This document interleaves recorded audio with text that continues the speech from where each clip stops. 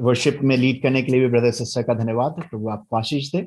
और आज के इस खूबसूरत शाम में एक बार फिर से हम मिलकर उसके नाम की स्तुति आराधना कर सकते हैं और हम इस सत्र के अंदर शामिल हैं, उसके लिए मैं प्रभु का धन्यवाद करता हूँ।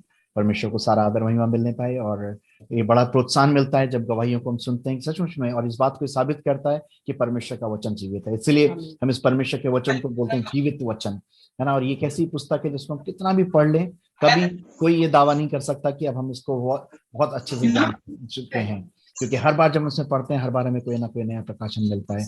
मैं खुद अपने जब मैसेजेस को देखता हूँ, सुनता हूँ, और मैं हर जब उसको दोबारा तैयारी करने बैठता हूँ तो मुझे हर बार उसमें कुछ ना कुछ नया दिखाई देता है। और ये परमेश्वर का जीवित वचन है, पवित्र आत्मा का काम है। मैं प्रभु का धन्यवाद करता हूँ और इस फेलोशिप के लिए, इस प्लेटफॉर्म के लिए कि परमेश्वर ने ये मुमकिन किया कि मिल करके परमेश्वर के वचनों पर अध्ययन कर सकें। और प्रभु का धन्यवाद करते हैं। आज 10वां सप्ताह है, हम पिछले 9 सप्ताह से और आज 10वें सप्ताह में पहुंच करके हम परमेश्वर की बातों में मनन कर रहे हैं। ये जितने विषय हैं शायद जस्टिफाइबल टाइम नहीं है, लेकिन फिर भी हम कुछ मूल बातों को सीख रहे हैं। और मैं प्रार्थना करता हूँ कि पवित्र आत्मा निरंतर हमसे बातचीत करता रहे, ताकि जो चीजें नहीं भी हम इसमें शामिल कर पाए वो भी पवित्र आत्मा सीखने में हमारी सहायता अगुवाई करने पाए। हम प्रभु का धन्यवाद करते हैं। Thank you once again. हमें समय अलग विषय के ऊपर जो अर्थव्यवस्था से संबंधित है, और मैं जो गवाहियों को सुन के भी प्रभु का धन्यवाद करता हूँ कि परमेश्वर ने सीखने में मदद करी। और ये मेरी प्रार्थना है कि केवल ये सत्रों तक सीमित ना रहे, ये व्यवहारिक वचन है, ये प्रतिदिन हमारे जीवन में हम इसको लागू कर सकें। और मैं इस बात को गवाही भी आपके सामने रखना चाहता हूँ, हमारे कलीसिया का नाम जो परमेश्वर ने दिया वो लाइफ इंप्लीकेशन दिया, और मैं ये विश्वास करता हूँ कि जो मैं सिखाता हूँ उनको अपने जीवन में लागू कर सकूं, और वो बातें हम अपने जीवन में लागू कर सकें, उनको हम सीख सकें और दूसरों को भी सिखा सकें। क्योंकि अगर वो चीजें हम उनको लागू नहीं कर पाएंगे तो उस ज्ञान का हमें कोई फायदा नहीं है। और इसलिए परमेश्वर का धन्यवाद करते हैं उसके वचनों के लिए जो सादगी के साथ हम ले सकते हैं, और परमेश्वर की दिलेरी के साथ हम जब आगे बढ़ते हैं हम बुद्धि को प्राप्त करते हैं। हमने जो भी सत्र सीखे, हमने देखा कि उनकी कितना महत्व है, और वो महत्वपूर्ण केवल हमारे लिए नहीं है, लेकिन ये हमारी जिम्मेदारी है कि हम क्या करें, अपने बच्चों को सही रास्ता दिखाएं। एक पीढ़ी है जिसको हम तैयार कर रहे हैं। हम किस हमारे से पहले एक पीढ़ी थी, हम एक पीढ़ी हैं और हमारे आगे पीढ़ियां हैं, और ये हर पीढ़ी की जिम्मेदारी है कि वो क्या करे, अगली पीढ़ी को कुछ ना कुछ दे सके। ये हमारी जिम्मेदारी। मैं हमेशा एक सवाल पूछता हूँ ना, हम जब कुछ भी क्राइम होते हुए देखते हैं हम बोलते हैं कि अरे ये बड़ा राक्षस है, बड़ा ये है। मैं एक सवाल पूछता हूँ, ये जिनको हम राक्षस कहते हैं या कुछ भी बोलते हैं, कहाँ से आए? या क्या एलियंस हैं? क्या दूसरे प्लेनेट से उतर के आए हैं? ये किसी बाहरी दुनिया से आए हैं क्या, जो गलत काम कर रहे हैं? ये कहाँ से आए? ये हमारे परिवारों से आए, किसी मेरे और आपके जैसे परिवारों में से ही निकल के आए हैं। कारण क्या है? उन तक ये मूल्य, ये सही शिक्षा पहुंची नहीं, किसी ने उनको सिखाया नहीं, और किसी ने मतलब बहुत स्पेसिफिकली उनके माता पिता ने या तो थे नहीं, या उनसे वंचित रह गए, या उसको सिखा नहीं पाए। और इसलिए हम देखते हैं कि जो आज समाज में प्रदूषण फैल रहा है, जो सामाजिक प्रदूषण है, मैं उसकी बात कर रहा हूँ, है ना। जो कम्युनिटीज स्पॉइल हो रही हैं, जिनको अब हुलीगन्स या गुंडागर्दी इनको बोल सकते हैं, ऐसे लोग कहाँ से पैदा हो रहे हैं? हमारे परिवारों में। और उसके लिए जिम्मेदार कौन है? कौन जिम्मेदारी लेगा? वो माता पिता जिन्होंने अपने बच्चों को सही मूल्य, सही शिक्षा नहीं दी। इसलिए परमेश्वर के वचनों से ही हमारी जिम्मेदारी है कि अपने बच्चों को हम प्रशिक्षित करें। परमेश्वर का वचन हमें बड़ा ही स्पष्ट सिखाता है, और आज की शाम हम उसी बात पे अध्ययन करने जा रहे हैं कि परमेश्वर का वचन हमें बच्चों को प्रशिक्षित करने के विषय में क्या सिखा रहा है। क्योंकि हमारी जीवन तो हमने अपना जी लिया और हम जी रहे हैं, लेकिन हमारे बाद जो परमेश्वर ने हमें जो आगे पीढ़ी दी है ना, भजन संहिता में लिखा हुआ है कि गर्भ का फल परमेश्वर की ओर से आशीष है, और अंग्रेजी में लिखा है कि वो एक इनहेरिटेंस है। और हमें क्या करना? इनहेरिटेंस का मतलब है वो हेरिटेज जो होता है ना, एक हेरिटेज वर्ड इस्तेमाल हुआ है, यानी कि हेरिटेज वो बिल्डिंग्स होती हैं जो पुरानी चीजें हैं, जिनको कोई व्यक्ति अपना करके दावा नहीं कर सकता, वो उस पर सरकार का अधिकार है। उसी प्रकार बच्चे परमेश्वर की ओर से दिए गए वरदान है, गर्भ का फल, और वो एक हेरिटेज है, यानी परमेश्वर ने हमें दिया है उसकी देखभाल करने के लिए, और हमें आगे वापस उनको परमेश्वर को सौंपना है। बड़ा खूबसूरत एग्जाम्पल हमें दिखता है हन्ना का। परमेश्वर से उसने प्रार्थना करी, परमेश्वर से मांगा, और परमेश्वर ने उसको एक पुत्र से आशीषित किया, और उसने जैसा वायदा किया था उसने क्या किया, उस पुत्र को, परमेश्वर के उस बच्चे को परमेश्वर के भवन में ला करके उसकी सेवा के लिए अर्पित कर दिया। इसलिए जो बच्चे परमेश्वर ने हमें दिए हैं ये एक वरदान है। ये हमारे पोजेशंस नहीं है, हमारे सेल्फ के पोजेशंस नहीं है कि हम जैसा चाहें उनको बढ़ाएं। ये हमारे लिए प्रिविलेज है कि परमेश्वर ने हमें संतान से आशीषित किया है, लेकिन ये हमारी उसके साथ साथ जिम्मेदारी है कि उनको परमेश्वर के मूल्यों में, परमेश्वर के वचन में जो हम आगे बढ़ा कर सकें। वचन में हमारा ये जिम्मेदारी है। ये हर एक जनरेशन की जिम्मेदारी है कि हम क्या कर सकें, राइट वैल्यूज को, जो परमेश्वर के वचन के सत्य हैं, स्क्रिप्चर के सच्चाइयां हैं, जिसमें हमारे आर्थिक सिद्धांत भी शामिल हैं, हम उसको परमेश्वर बच्चों तक शामिल हम पास ऑन कर सके। क्योंकि अलग अदरवाइज ये बहुत ही विस्तृत विषय है, हम ज्यादातर फाइनेंशियल प्रिंसिपल्स के विषय में देखेंगे, लेकिन उसके साथ साथ और भी मूल्य जो हमें हमारी जिम्मेदारी है बच्चों को प्रशिक्षित करने की, वो हम उनको देखेंगे। मेरे साथ निकालिएगा मूल वचन को, कीवर्ड्स को देखते हैं। नीति वचन उसका 22 अध्याय उसकी 6 आयत। लड़के को उसी मार्ग की शिक्षा दे जिसमें उसको चलना चाहिए, और वह बुढ़ापे में भी उससे ना हटेगा। Train up a child in the way he should go, and when he is old, he will not depart from it. जब वो बूढ़ा हो जाएगा तब भी वो उससे नहीं जो है भटकेगा। लेकिन सवाल है कि हमें शिक्षा कब देनी है, कब से शुरू करनी है। आप बहुत से एजुकेशन के लोग बैठे हुए, मेडिकल वाले लोग बैठे हैं, वास्तविक शिक्षा कब से शुरू होती है एक बच्चे की? शायद अलग अलग उम्र आप बोलें, लेकिन वास्तव में अगर देखा जाए तो असली शिक्षा जो है गर्भ अवस्था से ही शुरू हो जाती है, राइट फ्रॉम द प्रेगनेंसी।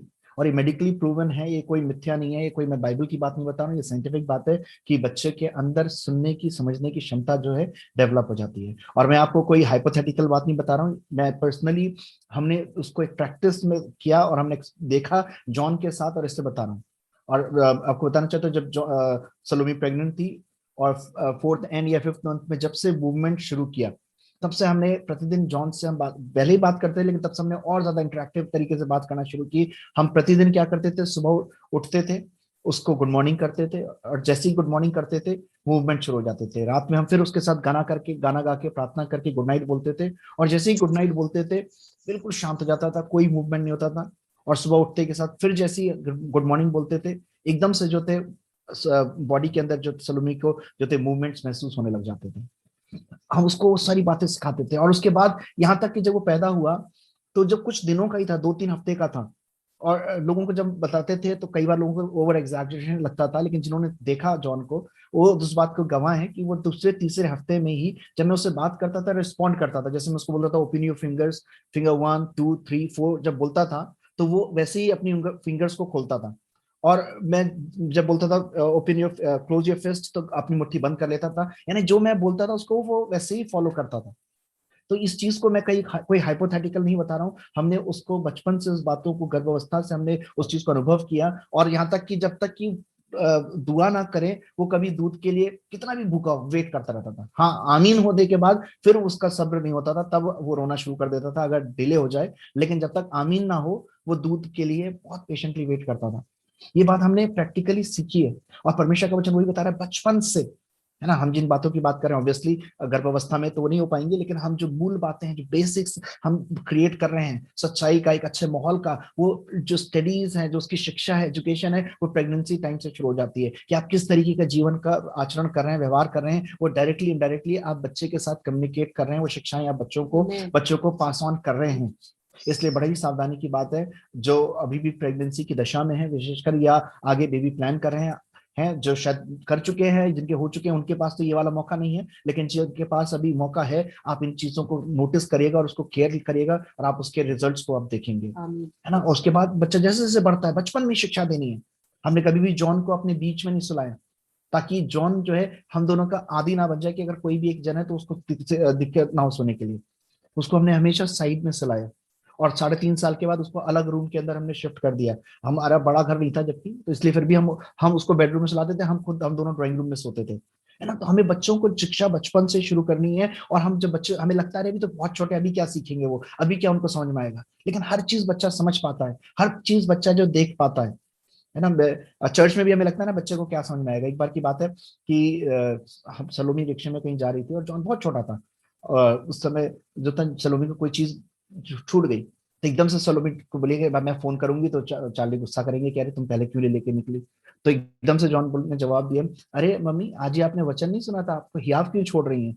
आज वचन में लिखा, आज सुना नहीं था, आज हमें कभी हियाव नहीं छोड़ना चाहिए। और मुश्किल से 4 साल का या 5 साल का था वो, है ना। बच्चे कई बार हमें लगता है कि खेल रहे हैं, परमेश्वर के भवन में ले क्या करना, उनको घर पे छोड़ दो या उनको नैनी के पास छोड़ दो, उनको क्या समझ में आएगा। लेकिन परमेश्वर जो एक एक चीज बच्चों के दिमाग में जा रही है ना, इसलिए वचन में लिखा हुआ बचपन में बच्चे को स्मार्ट की शिक्षा दे, तब वो कब करेगा, बुढ़ापे में भी उससे नहीं हटेगा। इसलिए बहुत सावधान हो जाइए। कई बार हमें लगता है कि तो बहुत छोटे हैं ये, अभी इनको क्या शिक्षा देना, है ना। अलग अलग टॉपिक्स के लिए अलग अलग उम्र आपको बुद्धिमानी के साथ चुनाव करना पड़ेगा, है ना। ये क्योंकि मैं ये नहीं कह रहा हूँ कि हर चीज की शुरुआत जो है प्रेगनेंसी से हो जाएगी या 1 साल से 2 साल से हो जाएगी। हर एज के उस जो भी उसकी नीड है, जैसे टॉयलेट हैबिट्स हैं, कभी बाय गॉड्स ग्रेस हमें कभी भी एक पोर्टेबल या प्लास्टिक की पॉटी कभी कैरी नहीं करनी पड़ी, उसको कभी नहीं यूज, बचपन से उसकी आदत डाली, वॉशरूम में ले जाकर के टॉयलेट कमोड पे ले जाके सलोमी ने उसकी टॉयलेट हैबिट्स डेवलप करी और हमें कभी दिक्कत नहीं हुई, कभी हमें एक्स्ट्रा बाहर या छोटी टॉयलेट की सीट की कभी जरूरत ही नहीं पड़ी। मैं आपको बता रहा हूँ हर एज के हिसाब से आप जो है बच्चे को जब सिखाना शुरू करेंगे तो बच्चा एक एक चीज को सीखेगा। चुनाव आपका है कि आप उसको क्या सिखा रहे हैं, है ना। जो कुछ हम सिखा रहे हैं वो क्या हो रहा है, बच्चे के दिमाग में इम्प्रिंट हो रहा है ना। ये बच्चे की आवश्यकता है कि उसको जरूरत है, और ये हमारी जिम्मेदारी है कि हम बच्चे को पैसे के साथ बिहेव करना सिखाएं, किस तरीके से देना है, किस तरीके से जो हमें सेव करना है, किस तरीके से हमें जीना है ना। इन बातों को बच्चों को सिखाना है। इसका कोई आयु नहीं है, आप बचपन से जो है आप इस बातों को बच्चों को सिखा सकते हैं और बच्चे बड़ेपन में भी उसको सीख पाएंगे। अब सवाल आता है कि हम बच्चों को कैसे सिखाएं, क्या तरीका अपनाएं बच्चों को सिखाने का, है ना। 3 तरीके हैं जिसकी आज हम चर्चा करने जा रहे हैं। 3 तरीकों से हम बच्चों को सिखा सकते हैं, है ना। पहला तरीका क्या है, वर्बली, मौखिक तरीके से, है ना, बोल करके अपने शब्दों के द्वारा बच्चों को सिखाते हैं। अगर मेरे मन से निकालिए व्यवस्था विवरण 6 अध्याय उसकी 6 से 8, ड्यूटरोनॉमी चैप्टर 6 वर्सेस 6 through 8। व्यवस्था विवरण 6 से 8। और ये आज्ञाएं जो मैं आज तुझको सुनाता हूँ वे तेरे मन में बनी रहे, और तू उन्हें अपने बाल बच्चों को समझा कर सिखाया करना, और घर में बैठे मार्ग पर चलते लेटते उठते इनकी चर्चा किया करना, और इन्हें अपने हाथ पर चिन्ह के रूप में बांधना, और ये तेरी आंखों के बीच टीके का काम दे, और इन्हें अपने अपने घर के चौखट की बाजुओं और अपने फाटकों पर लिखना। यहाँ क्या लिखा हुआ है कि ये वचन जी आज्ञा जो मैं तुझे आज दे रहा हूँ, तो सबसे पहले क्या करना, उनको अपने हृदय में रखना, है ना। बड़ी गंभीर बात है, हम सीधे सीधे सिखाने पे पहुंच जाते हैं, लेकिन यहाँ पे पहली शुरुआत कहाँ से हो रही है कि जो आज्ञा में तुझे क्या देना पड़ेगा 6 को। और ये आज्ञाएं जो मैं आज तुझको सुनाता हूँ वे तेरे मन में बनी रहे, है ना। सबसे पहले तो वो तेरे मन में बनी रहे, है ना। हम जो हैं अगर हमारे मन में वो बातें नहीं सिर्फ दिमाग तक बातें हैं, तो जो है हम अपने बच्चों को पास ऑन नहीं कर पाएंगे वर्बली भी, क्योंकि बच्चे दोनों चीजों को देख रहे हैं। आप झूठ बोलते हैं और आप बच्चों को बोले कि बेटा झूठ मत बोलो, आपको लगता है कि क्या सीखेगा बच्चा। आप उसको डिमॉन्स्ट्रेट क्या कर रहे हैं, झूठ बोलना सिखा रहे हैं, डिमॉन्स्ट्रेट झूठ का दे रहे हैं। घंटी बजी, फोन आया, कह दो पापा नहीं है, मम्मी नहीं है, कोई चीज मांगने आया, ये चीज खराब है ना। कोई भी रीजन है, आप मम्मी बीमार है, पापा बीमार है, आज आपके ऑफिस में आपको छुट्टी चाहिए, आज उसकी डेथ हो गई, बच्चा आप सुन रहा है, आपको देख रहा है कि आप झूठ बोल रहे हैं, और उसके बाद आप बच्चों को बोलते हैं बेटा झूठ नहीं बोलना चाहिए। आपको क्या लगता है बच्चा क्या सीखेगा, झूठ बोलना है या झूठ झूठ नहीं बोलना। आप बोलेंगे मैंने तो कई बच्चे को नहीं सिखाया कि बच्चा बेटा झूठ बोला करो, और फिर मैंने तो हमेशा उसको ये बोला झूठ मत बोला क्या करो, और फिर भी बच्चे ने क्या सीख लिया, झूठ बोलना। कहाँ से, क्योंकि वो बातें मेरे मन में नहीं है, मेरे दिमाग तक रही, और मैंने दिमाग से उनको पास ऑन करने की कोशिश करी, है ना। मैं कई बार मैं कभी भी जो मैं चीज शेयर करता हूँ उसको मैं कभी भी अपना कॉपीराइट नहीं समझता, क्योंकि परमेश्वर का वचन है ना। इवन मॉर्निंग डिवोशन में भेजता हूँ, कितने लोग उसको अपने नाम से फॉरवर्ड करते हैं, परमेश्वर का वचन है, अच्छी बात है।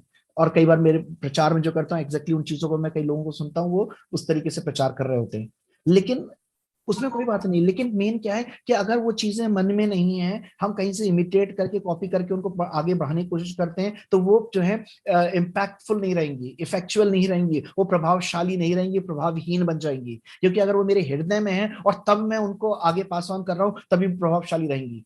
हम प्रभु यीशु मसीह से आज क्यों प्रभावित हैं, क्योंकि यीशु मसीह एक ऐसे एकमात्र व्यक्तित्व है पूरे ब्रह्मांड के अंदर, पूरी दुनिया के अंदर, जिनके एक्शंस और जिनके वर्ड्स 100% मैच करते थे, है ना। मैं जब डिजास्टर मैनेजमेंट में था या जब मैं बुद्धिजीवियों के साथ बात करता हूँ तो हमेशा, मैं यहाँ नाम नहीं लूंगा, लेकिन मैं कई ऐसे लोगों की बात करता हूँ जिन्होंने बड़े बड़े दावे किए, लेकिन उनके एक्शंस कुछ और थे और उनके शब्द कुछ और थे, वर्ड्स कुछ और थे। वो कभी कॉम्प्लीमेंट नहीं किए, कॉन्ट्राडिक्ट किए, लेकिन प्रभु यीशु मसीह की एक एक शब्द और एक एक कार्य कॉम्प्लीमेंट करते थे। इसलिए आज वो 2000 साल हो गए प्रभु यीशु मसीह को उठाए गए हुए, फिर उसके बावजूद भी वो मेरे और आपके जीवन में प्रभावशाली हैं। इसलिए सबसे पहले वचन क्या बोल रहा है, ये बातें जो आज्ञा मैं तुझे देता हूँ कहाँ पाई जानी चाहिए, तेरे मन ना। क्या बोलेंगे, वो मेरे मन में पाई जानी चाहिए।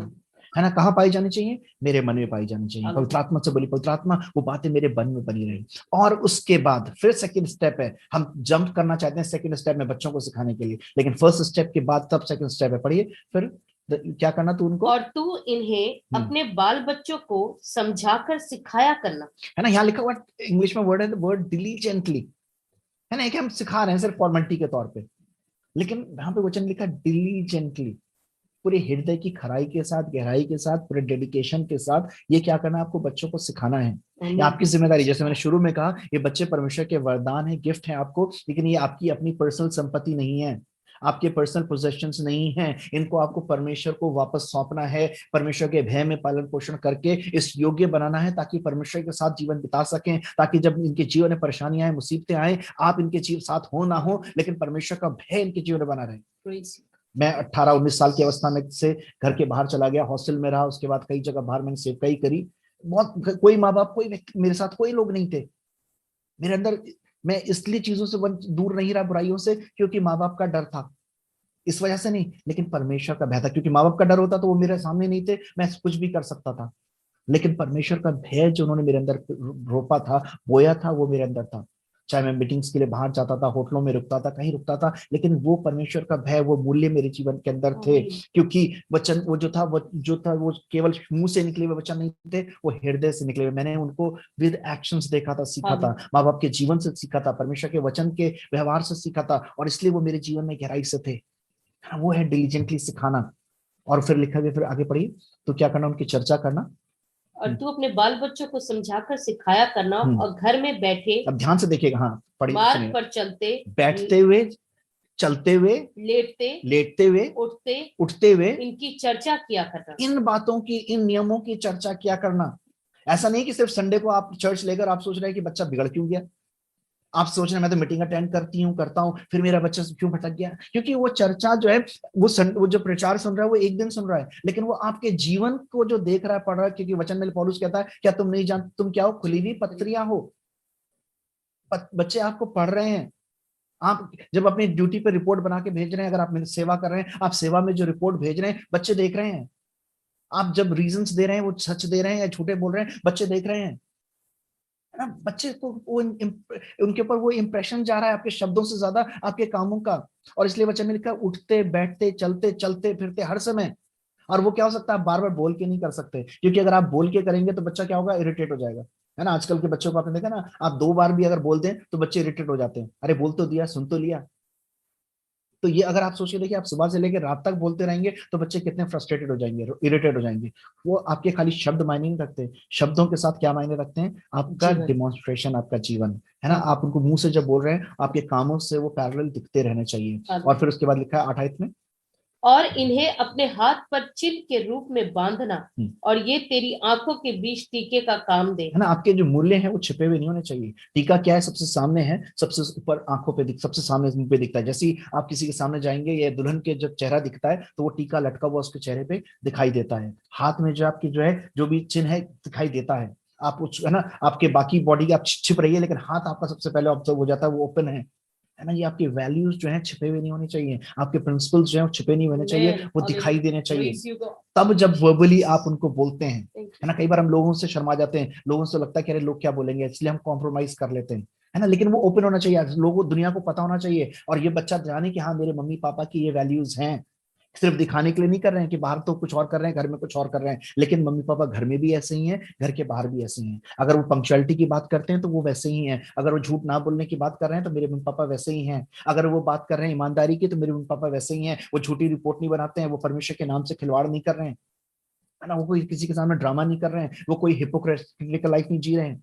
ये बच्चों को दिखाई देना चाहिए, आपके वैल्यूज एंड प्रिंसिपल्स। इसलिए लिखा हुआ, तू उठते बैठते चलते लेटते समय, और यहाँ तक कि उनको क्या करना, तू चिन्ह बना ले अपने हाथ पे और अपने माथे पे, वो दे में भी विजिबल। है ना, तो हम सबसे पहले बच्चों को क्या कर रहे हैं? वर्बली परमेश्वर का वचन सुना रहे हैं। और पैरेलली हम जो है, ये दूसरे पॉइंट के साथ भी मैच करता है कि हमारा एग्जाम्पल बहुत जरूरी है कि हमारे जीवन का। पौलुस कह रहे हैं, पहला कुरिन्थियों उसका 11 अध्याय की पहली आयत में,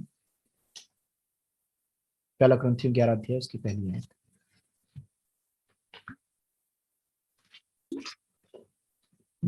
तुम मेरी सी चाल चलो, जैसा मैं मसीह की सी चाल चलता हूँ। है ना। अब सोच के देखिए, क्या आपके पास ये हियाव होगा कि आप चाहेंगे कि आपका बच्चा आपकी तरह बने? तभी बन सकता है जब आपके मूल्य सही हैं, है ना। एक चोर कभी नहीं चाहता उसका बच्चा उसकी तरह बने। जो प्रोस्टिट्यूट्स हैं वो नहीं चाहते उनके बच्चे उनकी तरह बने। वो उनको एक बेटर लाइफ देना चाहते हैं। ये कब पॉसिबल होगा? जिस जीवन को आप बिता रहे हैं, तभी आप यहाँ के साथ बोल सकते हैं कि बच्चा मेरी तरह बनो, मेरी तरह करो, पापा की तरह करो, मम्मी की तरह करो। है ना, यहाँ लिखा be you followers of me as I also am of Christ. जैसे मैं मसीह का अनुयायी हूँ वैसे तुम भी मेरे अनुयायी बनो। पौलुस क्यों इतने दिलेरी से बोल पा रहा है? क्योंकि उसने वो प्रचार के लिए वर्बल नहीं किया, उसने अपने जीवन के द्वारा जिया। आज बड़ा दुख की बात है, लेकिन परमेश्वर का वचन प्रभावशाली क्यों नहीं हो पा रहा है, चाहे हमारे परिवार में या हमारे कलीसियाओं के अंदर? क्यों? क्योंकि लोग प्रचार तो करते हैं कुछ, लेकिन उनके जीवन से जो होता है वो कुछ और होता है। देख, बहुत कॉन्ट्राडिक्ट करते हैं, उनके अंदर मतभेद दिखाई देता है, इसलिए वो प्रभावशाली नहीं हो पाता है। हमारे बच्चों इसलिए जो है वंचित रह जाते हैं, इसलिए वो वचन प्रभावशाली नहीं हो पाता है। क्योंकि बचपन से देखा तो, आंख खुलते उन्होंने देखा तो प्रार्थना दुआ तो देखी है, लेकिन उन्होंने देखा कि मूल्यों के साथ कॉम्प्रोमाइज हुआ है। इसलिए उन्होंने क्या चीजें देख ली, वो चीजें पकड़ ली। जैसे पिछली बार बता रहा था, हम झूठ बोल के क्या करें, हमने शैतान को अपना पिता और अपने घर का पिता बना लिया। तो बच्चों को हम किसके साए में बड़ा कर रहे हैं? शैतान के साए में। हम कह रहे हैं हमने तो इनके साथ दुआ भी करी, बंदगी भी करी, लेकिन हम जो छोटे छोटे मूल्यों के साथ कॉम्प्रोमाइज हमने कर लिया। हमने क्या किया? बच्चों को जानबूझ करके उधर धकेल दिया। यहाँ पे पौलुस क्या कह रहे हैं? जैसा मैं मसीह का अनुयायी करता हूँ, तुम भी अनुयायी हूँ, वैसे तुम भी मेरे अनुयायी हो जाओ, फॉलो मी। है ना, वो तभी हो सकता है जब हम एग्जाम्पलरी लाइफ को जी रहे हैं। लूका रचित सुसमाचार 6 अध्याय 44 आयत में इस प्रकार लिखा हुआ है, A disciple is not above his teacher, but everyone who is perfectly trained will be like his teacher. 6:40। हाँ जी, 6:40। चेला अपने गुरु से बड़ा नहीं, परंतु जो कोई सिद्ध होगा वह अपने गुरु के समान होगा। ठीक है, हम क्या करते, चेला शायद बड़ा ना हो पाए, हम कई बार डरते हैं ना कि हमसे ऊपर ना चला जाए, लेकिन फिर भी अगर हम उस सिद्धता की शिक्षा दे रहे हैं तो वो क्या करेगा? अपने चेले के समान, अपने गुरु के समान बन जाएगा। इसलिए हमें उन तरीके से, उस तरीके से चीजें पास ऑन करनी है। दूसरा तिमुथियुस 2:2 में पौलुस कहता है ना कि वो शिक्षाएं जो मैं तुम्हें दे रहा हूँ, क्या करो तुम विश्वास से लोगों को इस तरीके से सौंपो कि वो उसको आगे सौंप सकें। है ना, जो शिक्षाएं मेरे माता पिता से मुझे मिली, मैं क्या कर रहा हूँ? आज जॉन को, अपनी कलीसिया को पास ऑन कर रहा हूँ, आप तक पहुंचा रहा हूँ ना। वो आपकी जिम्मेदारी है। जो शिक्षाएं आपको मिली, आप उसको विश्वास योग्यता के साथ अपने, वर्बल तो हो गया, लेकिन वर्बल से ज्यादा आपकी जरूरी क्या है? आपकी प्रैक्टिकल लाइफ से। है ना, वो जब बच्चों को हम देखते हैं तो बच्चा क्या करता है? उससे सीखता है उन चीजों को। है ना, मैं जैसे एक चीज एग्जाम्पल के तौर बता रहा हूँ कि हम दूसरों को सिखाते रहो। जॉन ने देखा, हम खुद भी टाइथ देते हैं, और हमने कभी जॉन को टाइथ के विषय में नहीं सिखाया, नहीं ना कभी बोला टाइथ निकालो। टाइथ के लिए फिर भी बोला, लेकिन उसको ज्यादा नहीं बोला। लेकिन जॉन ने क्या सीखा? अपने आप, जब उसने देने वाला, वो हमेशा वो अपने जितनी भी उसकी पॉकेट मनी, उसका 20% निकालता है। हमने उसे कभी नहीं बोला, लेकिन उसने के परमेश्वर की आत्मा ने उसके जीवन में कैसे काम किया हमें नहीं पता, लेकिन उसने जो उसने देखा हमें, क्योंकि हमारा लक्ष्य था कि हम 10% से ज्यादा हमेशा दिया करें, और ये हमारा कमिटमेंट है कि परमेश्वर जितना आप देंगे उतना हम अपने गिविंग को बढ़ाएंगे। और जॉन ने ऑटोमेटिकली जो है अपने 20% देता है, ऑफरिंग्स अपनी पॉकेट मनी से डालता है। इवन कोई स्पेशल मीटिंग हो रही होती है, कुछ हो रहा होता है, उसमें अपना पर्सनल वॉलेट से कॉन्ट्रीब्यूट करता है। एज अ फैमिली जो हम कर रहे हैं वो अलग है, लेकिन वो पर्सनल करता है ना। वो कब होता है? जब हम अपने उसको डिमॉन्स्ट्रेट करेंगे। अगर वो ये देखता है कि मैं सिर्फ चर्च को सिखाता हूँ टाइट देना, और सिर्फ मैं इसलिए टाइट देना सिखाता हूँ क्योंकि मुझे टाइट चाहिए, तो शायद वो उस चीज को नहीं सीख पाता। लेकिन उसने उस चीज को देखा कि मैं पास्टर हूँ, लेकिन ये जिम्मेदारी मेरी भी है कि वो दशमांश मुझे भी निकालना है, वो सिर्फ दूसरे नहीं है। और मैं दशमांश, जब हम निकालते हैं दशमांश, वो ऐसा नहीं करते कि हम उस सारे दशमांश को चर्च में ही डाल लें और अपने ऊपर खर्च कर दें। वी मेक श्योर कि वो हमारा दशमांश हम जो है अपने परिवार के बाहर परमेश्वर के राज्य के लिए किस तरीके से हम यूज कर सकें, और उसका परिणाम हमें उस देखने को मिल रहा है। इसलिए हमें क्या करना चाहिए? केवल वर्बली नहीं, लेकिन हमें क्या करना है? एग्जाम्पल के द्वारा भी वचन को सिखाना है। ठीक है, उसके बाद तीसरी चीज क्या है? हमें इन्वॉल्वमेंट के द्वारा, हमें बच्चों को शामिल करके। आपने देखा यीशु मसीह ने क्या किया? केवल मुंह से नहीं बोला, लेकिन उनको शामिल किया। यीशु मसीह ने चेलों को अपने साथ लेकर के गए, फिर दो दो करके भेजा। है ना, जरूर था, फेलियर्स हुए। यीशु मसीह के पास चेले, उन लोग शिकायत करने आए, अरे तेरे चेले दुष्ट आत्मा नहीं निकाल पाए, तेरे चेले ये नहीं कर पाए। बट ऐसा नहीं यीशु मसीह ने वो गिव अप कर दिया, अरे तुम किसी लायक नहीं हो, जाओ। है ना, जरूर जब आप बच्चों को इन्वॉल्व करेंगे तो फेलियर्स आएंगे। कई बार हम इसलिए बच्चों को इन्वॉल्व नहीं करते, हमें लगता है बच्चा गलती कर देगा, बच्चा कैसे संभाल पाएगा। लेकिन हमें, मैं ये भी नहीं कह रहा हूँ कि आप उसकी कैपेसिटी से बढ़ करके कुछ दे दीजिए, आप उसको 2 लाख रुपए 4 लाख रुपए का ट्रांजेक्शन बोल दीजिए उसके, है ना, मैं वो नहीं कह रहा हूँ। है ना। वो तो हमें बुद्धिमान बनना पड़ेगा, लेकिन कुछ लेवल पे आकर के हमें बच्चों को इन्वॉल्व करना पड़ेगा, है ना। जैसे मम्मी पापा, मेरी मम्मी जो थी थोड़ी ज्यादा बोलती, डैडी थोड़ा फिर भी डरते थे, लेकिन मम्मी थोड़ा ज्यादा बोलती, है ना। क्या करती थी, भेजती थी सड़क क्रॉस करके मार्केट जाके, थोड़ा सा ये लेके आओ बेटा, ये करो, है ना, अपने साथ लेकर के जाते थे, और मैंने सीखा। हम जॉन को अब इन्वॉल्व करते हैं, जॉन को भेजते हैं। जॉन जब 10 साल का हुआ तब से हमने उसको जो थी जैसे पॉकेट मनी देते, जब बचपन में था तब उसको हमने गुल्लक बना के दिया, और जब वो 10 साल का हुआ तो हमने उसको एक फॉर्मल तरीके से पॉकेट मनी देना शुरू करी, एक डायरी बनाई, और उसको हमने बोला आपको हर महीने का इनकम एक्सपेंस का हिसाब लिखना है, और आपके हिसाब में जितना पैसा नहीं मिलेगा, जितना पैसा कम होगा, जितना पैसा आपका जितने पैसे का हिसाब नहीं मिलेगा, वो आपकी पॉकेट मनी से डिडक्ट हो जाएंगे, वो हम नहीं रखेंगे, हम उसको ऑफरिंग में ले जाके कहीं डाल देंगे। और उस चीज को हमने 1-2 बार प्रैक्टिस भी किया, जब उसने एक कभी शायद हार्डली 1 या 2 बार ही हुआ ऐसा, लेकिन उसको प्रैक्टिस किया, और अब उसका जो है आज वो 15 साल का हो गया, उसकी डायरी मेंटेन रहती है, कितना उसको कहाँ से मिला, हमसे पॉकेट मनी मिली या कोई गेस्ट से मिला, एक डायरी है उसकी जो उसमें लिखता है, और चाहे उसने ऑफरिंग डाली या कि हमारे बर्थडे एनिवर्सरी पे उसने गिफ्ट दिया, कहीं कुछ दिया, वो उसमें लिखता है। कभी दूध लाने के लिए या कुछ करने के लिए उसको पैसे देख के भेजते हैं, तो उसको पता है कि अच्छा इतने पैसे हैं और इतने पैसे उसको वापस करने हैं। 2 चीजें, एक तो उसका फेथ हम उसके अंदर फेथ डेवलप कर रहे हैं, एक हम उस पर ट्रस्ट दिखा पा रहे हैं, प्लस उसके अंदर कॉन्फिडेंस आ रहा है पैसे का हिसाब करना, कि अच्छा इतने पैसे मिले तो इसको कैलकुलेट करना चाहिए कि हाँ कितने की चीज आई और कितने पैसे वापस करने, या मुझे कितने पैसे उससे वापस लेने थे।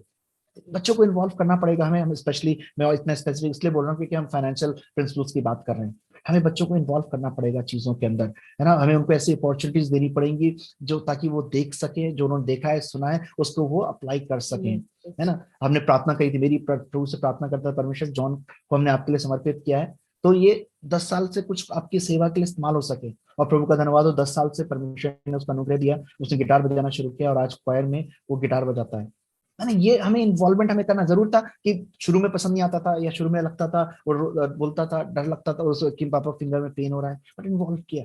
ये हमें करना पड़ेगा, जो उन देख रहे हैं उनको हमें अपॉर्चुनिटी देनी पड़ेगी। प्रार्थना, डेली प्रार्थना में जब आप फैमिली प्रेयर बैठते, हो सकता है एकदम से आप चर्च में नहीं अलाउ कर सकते, है ना। हमने उसको एकदम से अलाउ नहीं किया, कि वो ऐसा नहीं कि हम उसको बेसुर बजा रहा तो चर्च में बोल दे, क्योंकि हमें परमेश्वर के भवन की भी गरिमा रखनी है।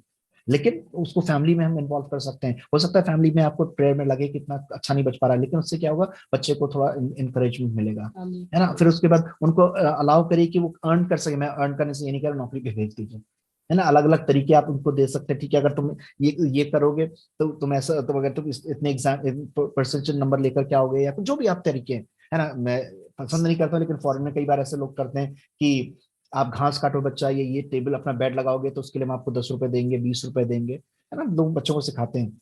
मैंने अपने समय में क्या किया था, जब मैं 8th में था, मुझे ट्यूशन की जरूरत पड़ी और मैं अपना ट्यूशन नहीं अफोर्ड कर सकता था, तो मैंने 6th क्लास के बच्चे को ट्यूशन पढ़ाया, तो वहां से पैसा मैंने अर्न किया, और 8th क्लास का जो मैं ट्यूशन पढ़ता था उसका मैं उसी पैसे से अपने 8th क्लास के अपने ट्यूशन का मैंने पेमेंट किया, क्योंकि मुझे मैथ्स में थोड़ी प्रॉब्लम आई थी, तो मैंने उसका ट्यूशन लिया कुछ समय के लिए, कुछ महीनों के लिए, है ना। तो बच्चों को जो भी तरीके आपको लग रहा है ना, जो जेन्यून है, जो उनकी कैपेसिटी के अंदर है, आप उनको घर के अंदर काम दीजिए।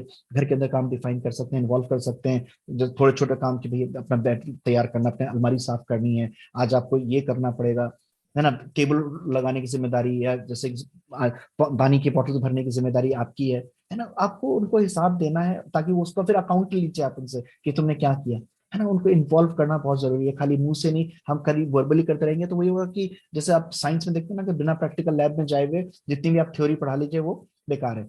आपको बच्चों को लैब में लेके जाना ही पड़ेगा, अगर आप सच में चाहते हैं बच्चे, हाँ सिर्फ पास करने के लिए, नंबर देने के लिए कर रहे हैं तो हो जाएगा, लेकिन अगर वास्तव में चाहते हैं कि बच्चे उसको जीवन में अब्सॉर्ब कर पाए, तो आप क्या करते हैं, उसको लैब में लेके जाते हैं। जितना अच्छा स्कूल होता है उतना बड़े लैब्स होते हैं। हर एक स्कूल, जो बड़े स्कूल हैं, जो मतलब प्रॉपरली फिट स्कूल है, उनमें हम देखते हैं कि बायो लैब अलग है, फिजिक्स लैब अलग है, कंप्यूटर लैब अलग है, केमिस्ट्री लैब अलग है, कई जगह मैथ्स लैब होती है, सारी लैब्स हैं, क्योंकि बच्चे ने जो थ्योरी करी उनको अपॉर्चुनिटी दी जाती है कि वो क्या करें, उसको प्रैक्टिकल करें।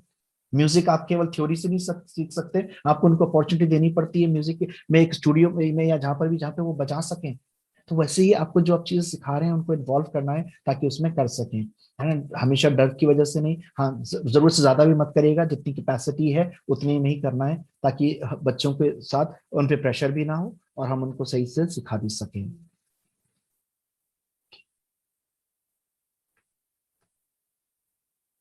ओके, एक और चीज है कि हमें बच्चों पे साथ में, हमें बच्चों पे हमेशा शक नहीं करना है, लेकिन उसके साथ साथ हमें बच्चों पे ओवर कॉन्फिडेंट भी नहीं होना। 2 चीजें ध्यान से सुनिएगा। हम बच्चों पे हमेशा शक भी नहीं कर सकते, लेकिन हम ओवर कॉन्फिडेंट भी नहीं हो सकते। कई बार माँ बाप बड़े ओवर कॉन्फिडेंट, अरे मुझे पता है मेरा बच्चा तो कर ही नहीं सकता, मेरी बेटी तो कर ही नहीं सकती, मेरा बेटा तो कभी कर ही नहीं सकता। और लोग जिन्होंने देखा है ना, और वो बता रहे हैं कि नहीं हमने तो देखा था वो स्मोक कर रहा था, हमने तो देखा था ऐसा करते हुए, अरे मेरा बेटा कभी कर ही नहीं सकता। हमें क्या करना है, बच्चों को आपको आजादी देनी है कुछ अलग अलग लेवल पे, ये देखना है। मैं जो, क्योंकि हम एक संक्षिप्त समय में बात कर रहे हैं और हम इंटरेक्टिवली बात नहीं कर पा रहे हैं, लेकिन डिसाइड करना हर लेवल की एज के हिसाब से लिबर्टी देनी है। आप जो 10 साल के बच्चे को लिबर्टी दे रहे हैं वो 5 साल के बच्चे को नहीं दे सकते। जो आप 5-10 साल के बच्चे को दे रहे हैं, जो 20 साल के बच्चे को दे रहे हैं, वो 15 साल के बच्चे को नहीं दे सकते। तो ये स्टेजेस आपको लिबर्टीज की चूज करनी, कैसी कितनी आप उसको आजादी दे रहे हैं, लेकिन साथ में आपको क्या करना है, मॉनिटर करना बहुत जरूरी है। Don't stop monitoring your children, उस ओवर ट्रस्ट मत करिए, ऑब्जर्व करिए उनको, और जहां जरूरी है तुरंत करेक्ट करिए, है ना, उनको टाल मत दीजिए। You have to correct them, उसी समय करेक्ट करिए। आपका बच्चा स्कूल से एक पेंसिल लेकर के आया, मेरे को पेंसिल पड़ी मिली, बड़े खुश, मारे वाह बेटा पेंसिल पड़ी मिली। आप पूछिए कहाँ से आई उसके पास पेंसिल, क्या सच में अगर क्लासरूम में मिली तो बेटा आपने वापस क्यों नहीं करी, अरे वाह बच्चा बढ़िया, तुम्हें तो बढ़िया पेन मिल गया, बढ़िया पेंसिल मिल गई। क्योंकि हम बड़ी ऐसे व्यक्तिगत लोगों को जानते हैं, एक परिवार में कई परिवारों की ऐसी घटना रही, माँ बाप बड़े खुश हो जाते थे, अरे बच्चे को आज ये मिला, और उन्हीं के बच्चे कभी उनके जीवन में सवाल नहीं करते, अरे मेरे हमारे बच्चे को क्यों मिल रहा है, कभी कोई मटेरियल चीज मिल रही है, कहीं पैसे मिल रहे हैं पड़े हुए, कहीं 50 रुपए मिल रहे हैं, कहीं 500 रुपए मिल रहे हैं, और बड़े खुश थे। लेकिन नौबत यह आई एक दिन कि उनके घर में उनको हर चीज में ताला लगा के रखना पड़ता था, क्योंकि घर की चीजें गायब होने लगी। डू नॉट ओवर ट्रस्ट, हम अब बच्चों पे ओवर कॉन्फिडेंट नहीं हो सकते, हर समय शक भी नहीं कर सकते, लेकिन हम ओवर कॉन्फिडेंट नहीं हो सकते। बच्चों को लगातार मॉनिटर करना है।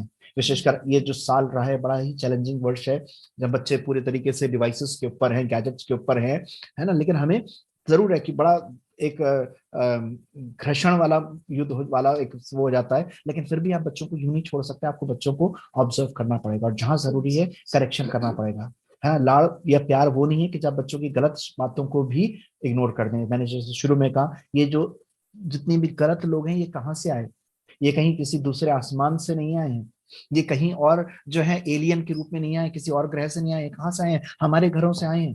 क्योंकि हमने क्या, लोगों ने क्या किया, बच्चों की गलतियों को इग्नोर करते रह रहे हैं। अभी तो छोटा है कोई बात नहीं, बच्चा मुंह से गाली देना सीख जाता है, हमें बड़ा अच्छा लगता है, बच्चे से बार बार बुलाते हैं, है ना, पागल है या कोई वर्ड है। निश्चित मैंने आपको पता नहीं मेंशन किया था, जॉन जब फर्स्ट डे स्कूल गया, वहां से पागल वर्ड सीख करके आ गया। किसी बच्चे ने बोला होगा ये कहाँ से, वो सीख के आ गया।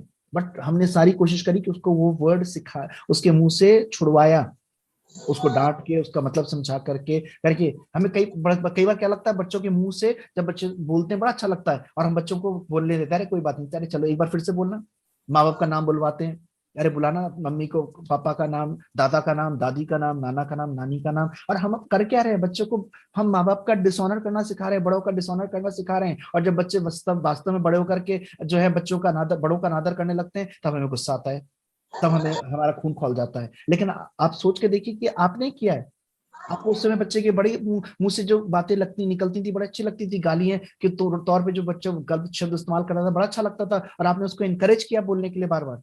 इसलिए जो भी वो गलती करा, डू नॉट इग्नोर देम। अभी हमने वही पढ़ा था कि बच्चे को बचपन में उस मार की शिक्षा दे। हाँ, कई बार आपको स्ट्रिक्ट होना पड़ेगा। कई बार एक दो बार ऐसा हुआ कि जॉन को हमें बहुत स्ट्रिक्टली डील करना पड़ा, कुछ जब छोटा था, कुछ एक दो गलत वर्ड सीखे उसने तो, है ना, उसको मुंह में ये बोले कि हम मिर्च लगाएंगे, या जिसको डांटा या मारा या पनिश किया। लेकिन हमें बच्चों को डील करना पड़ेगा। अगर आप चाहते हैं आपके बच्चे सही मार्ग में चलें, जो भी आपको लगता है, जो भी तरीका है, या फिर जैसे एज के हिसाब से आप बच्चों को देखते हैं, बच्चों की ग्राउंडिंग करी जाती है कि जो चीज उनके फेवरेट है वो चीज उनको देना बंद कर दीजिए, है ना, वो चीज उनको बोलिए इतने दिन तक नहीं मिलेगी, 2 दिन का टीवी बंद हो जाएगा, या उनको इतने, या आपको इस समय इतने समय तक चॉकलेट नहीं मिलेगी, वट एवर आपको। लेकिन बच्चों को करेक्ट करना ये माँ बाप की जिम्मेदारी है, डिसिप्लिन करना, अनुशासित करना, है ना। यहाँ तक कि जब आप खेल रहे हैं, आप मजाक कर रहे हैं, उस समय बच्चों के साथ जो आप आपकी जो कैजुअल बातचीत हो रही है, आपको वहां पे क्या करना, वैल्यूज एंड प्रिंसिपल सिखाने हैं, है ना। कई बार हम क्या करते हैं, बच्चों को बेईमानी सिखाते हैं, अरे कोई बात नहीं चलता है, बच्चा बेईमानी कर रहा है, उसको हम जीतने के लिए बेईमानी करने देते हैं खेल में। हम क्या कर रहे हैं बच्चे के साथ, हम उसको बेईमानी करना सिखा रहे हैं। आप टॉलरेट कर लेंगे, लेकिन जब वो किसी और के साथ करेगा तो वो क्या कहलाएगा, बेईमान कहलाएगा। लेकिन आपको वो प्रिंसिपल्स उस समय वैल्यू करनी है ना। जॉन जब ये एक छोटा था, कंप्यूटर पे बाइक वाला गेम खेलता था, उसमें एक था वो पुलिस वालों को गिराना है, लोगों को गिराना है, तो मैं उससे उसको पूछता, बेटा आपका गेम का पर्पस क्या है, जीतना, आपको उनको गिरा करके चोट लगा के क्या फायदा होगा। कुछ नहीं हो रहा, हमारे लग रहा है कुछ भी नहीं हो रहा, तो कंप्यूटर में ही तो हो रहा है, लेकिन कहीं ना कहीं बैक ऑफ द माइंड क्या जा रहा है, अपने आप को जिताने के लिए अगर हमें किसी को चोट पहुंचानी पड़े तो गिराने में पड़ा तो कोई फर्क नहीं पड़ता। बच्चा क्या कर रहा है, उस गेम के द्वारा उन वैल्यूज को ले रहा है। लेकिन वहीं पे मैं उसको हमेशा करेक्ट करता था, जॉन को, नहीं, आपका यहाँ पे मेन एम किसी को गिराना या चोट पहुंचाना नहीं है, आपका मेन एम क्या है, खेल, आपको जीतना है।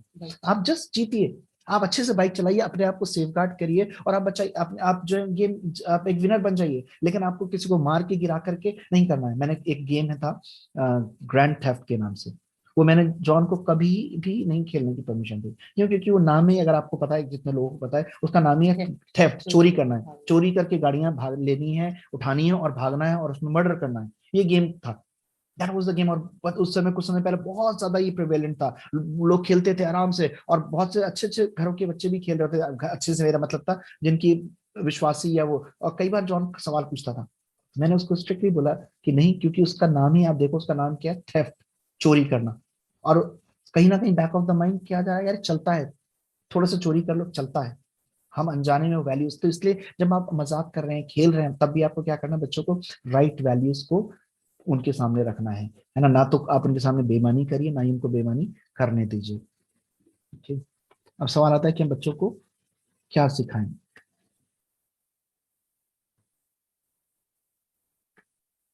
ओके, हम बच्चों को क्या सिखाएं, है ना? सबसे पहले हम बच्चों को सिखाएं कैसे देना है। हमने जैसे अपने विषय में जो बातें परमेश्वर के वचन सीखी, हम इसलिए नहीं सीख पाए क्योंकि हमें किसी ने सिखाया नहीं। मैं अक्सर, जब हम जवानों, हम यूथ काउंसलिंग और यूथ मिनिस्ट्री में गए, जवान बच्चे हमसे आकर के पूछते थे, मुझसे पूछते थे कि पास्टर, ये हमारे मम्मी पापा ने या हमारे पास्टर ने हमें क्यों नहीं सिखाया। अगर वो हमें बातें बचपन में सिखा, हम पहले बताते, तो हम एक गलत रास्ते से भटक जाते, हम नहीं जाते, हम इस नुकसान से बच जाते। हम ऐसा करते ही नहीं, लेकिन ना तो हमारे मम्मी पापा ने हमें कभी बताया, ना कभी हमारे पास्टर ने हमें बताया। तो ये आपकी जिम्मेदारी है कि बच्चा ये शिकायत ना करे, हमें तो बताया ही नहीं, मुझे तो पता ही नहीं था, है ना। इसलिए ये आपकी जिम्मेदारी है कि आप अपने बच्चों को सिखाएं, है ना, इस बात को बताएं कि बच्चा पहचान सके कि हर चीज का मालिक परमेश्वर है। कभी बच्चों को ये मत दिखाई कि आप चीजों के मालिक हैं। आप बच्चों के सामने दिखाइए कि मालिक जरूर है, कि परमेश्वर ने आपको जिम्मेदारी दी है, एक माता पिता के रूप में हेडशिप दी है परिवार को चलाने के लिए, लेकिन मालिक इस घर का भी, आपके घर का भी आपका मालिक कौन है, परमेश्वर है। फिर परमेश्वर के कार्य के लिए बच्चों को देना सिखाइए। बच्चों को सिखाइए कि जो भी कर रहे हैं, जो जरूरतमंद है, उनको वो दे सकें, अपनी इच्छा से दे सकें। ये बच्चों को सिखाना जरूरी है। और बचपन से अगर आप नहीं सिखाएंगे तो बच्चा नहीं सीख पाएगा। इसलिए मैंने जॉन के विषय में आपको बताया कि परमेश्वर के अनुग्रह से हमने उसको बचपन से इस बात को सिखाया था कि देना है, ये परमेश्वर के राज्य के कार्य के लिए। लेकिन हमने उसको सिर्फ इतना सिखाया, लेकिन परमेश्वर ने उसको, उसने अपने आप सीखा कि उसने 10% ज्यादा, 20% और उससे भी अधिक देना सीखा। ये परमेश्वर का अनुग्रह है। लेकिन आप जब सिखाएंगे, ये आपकी जिम्मेदारी है, क्योंकि हमें लगता है ये बच्चा कभी तो बहुत छोटा, जब बड़ा होगा तो सीख लेगा। अगर आज बच्चा 10 रुपए की टाइट नहीं निकाल पाएगा, तो आपको क्या लगता है वो 10,000 रुपए, 1 लाख रुपए जब कमाएगा तो उसकी टाइट निकाल पाएगा? 10 रुपए की तो 1 रुपए टाइट है, लेकिन जब 10,000 या 1 लाख रुपए होंगे तो उसकी 1,000 या 10,000 रुपए टाइट है। उसकी आदत ही नहीं है, उसने कभी सीखा ही नहीं, उसको लगेगा मैंने इतनी मेहनत करी और मैं क्यों दूं। लेकिन जब आप उस बच्चे को ये पता चलेगा कि हर चीज का मालिक परमेश्वर है, आज उसको नौकरी दी है परमेश्वर ने दी है, ताकत, नौकरी करने की ताकत परमेश्वर ने दी है, उसको पढ़ने की आज जो ताकत दी है परमेश्वर ने दी है। आज माँ बाप भी, जो मैं और सलोमी या आप एक माता पिता के रूप में अपने बच्चे के लिए कुछ कर पा रहे हैं, वो ताकत परमेश्वर ने दी है, वो क्षमता परमेश्वर ने दी है। आज मेरे पास कुछ नहीं है जो मैं उसको दे सकूं अपने बच्चे को। आज आप इस बात का एहसास करिए कि आपके पास कुछ नहीं। बच्चों को सिखाइए कि मैं नहीं हूं जो तुम्हें दे रहा हूँ, मेरी नौकरी की वजह से नहीं चल रहा है, ये परमेश्वर का अनुग्रह है, ये परमेश्वर ने मुझे दिया है, इसलिए मैं तुम्हारे लिए कुछ कर पा रहा हूँ, कर पा रही हूँ। इन बच्चों को आपको अपनी अपनी प्रैक्टिकल लाइफ के द्वारा दिखाना सिखाना है, और वर्बली सिखाना पड़ेगा। तो बच्चों को सिखाइए कि आपको बच्चों को देना और मिनिमम कितना देना है ना। परमेश्वर उनके जीवन में काम करे ताकि वे व्यक्तिगत तौर से इस बात को सीख पाए और उससे अधिक वो देना सीख सकें, और दिल से देना सीख सकें, है ना। केवल दिखावे के लिए नहीं, या किसी बात के लिए नहीं, लेकिन दिल की गहराई से इस बात को जानते हुए कि हम एक स्टीवर्ड हैं और परमेश्वर हर चीज का ओनर है। उसके बाद उनको बचत करना सिखाइए, हाउ टू सेव, ना। एक हैबिट को डेवलप करना जरूरी है कि जैसे ही बच्चा जो है, उसके कुछ भी मिलना शुरू होता है, उसकी एक हैबिट डेवलप करी कि बचत करना जरूरी है। छोटे छोटे तरीके, एक पिगी बैंक है ना, मैंने आप यहाँ पर डेमो में आप देख रहे थे, पिगी बैंक ला करके दीजिए। हम कुछ नहीं था तो हम गुल्लक, जॉन को हमने गुल्लक खरीद के दिया, जो ये मिट्टी का, अब तो शायद पता नहीं 10 रुपए या 15 का होगा, 5-5 रुपए के गुल्लक मिलते थे। छोटा सा, कोई बड़ा इन्वेस्टमेंट नहीं है, हम उसको ला करके दीजिए। जो भी उसको पॉकेट मिलती थी जॉन को, हमने उसको सिखाया। फिर जब थोड़ा बड़ा हुआ, 7-8 साल का हुआ, तो हमने उसको ये चीज सिखाई कि लोग कई बार महंगे गिफ्ट पर, मम्मी डैडी या उसके नाना नानी दादा दादी मामू मामी महंगे गिफ्ट देते थे। उसको धीमे धीमे उसको शौक था खेलने से ज्यादा, उसको काम करने का ज्यादा शौक था, ज्यादा टॉयज से थोड़ी देर खेल के छोड़ देता था। तो हमने कहा क्या फायदा, पैसे वेस्ट होता है बेटा, अब आप ये करिए कि जो भी हमने इवन ग्रैंड पेरेंट्स है उनको भी बोला, और उसको भी बताया कि इससे अच्छा तो उनको बोलिए कि जितना पैसे का आपको गिफ्ट दे रहे हैं उतने का पैसा लेके आप उसको सेव करिए। तो वो उसके बाद हमने उनको बोला कि इतना महंगी गिफ्ट दीजिएगा, छोटा गिफ्ट दीजिए, अगर आपका 500 का गिफ्ट दे रहे हैं तो आप उतना कैश दे दीजिए।